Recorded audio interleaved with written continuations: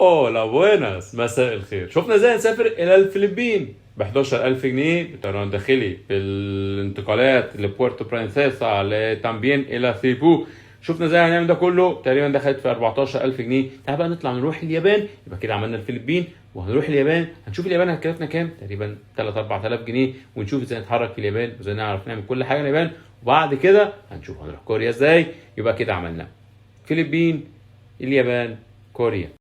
هنطلع من مانيلا زي ما انتم شايفين او من سيبو الى اوساكا. الطياره تقريبا في رينج 3000 جنيه، هناخد لفه حلوه قوي. ممكن نطلع من اوساكا نروح كمان الى هيروشيما ونرجع تاني، وممكن نروح زي ما انتم شايفين طياره 3000 جنيه. ممكن نطلع بعد كده الى كيوتو بالقطر، تقريبا يعملوا في رينج تقريبا ال 10 15 يورو، ونطلع من كيوتو ناخد القطار السريع نروح الى طوكيو. ممكن نروح بقى ديزني لاند في طوكيو، جامده جدا، هتقدروا تنبسطوا ودي اجمل رحله. زي ما انتم شايفين قطر في حوالي 16 يورو تقريبا، وبعد كده من كيوتو الى طوكيو تقريبا في رينج 75 او 100 يورو. الاقامه زي ما شايفين في رينج 300 400 جنيه مصري في الليله.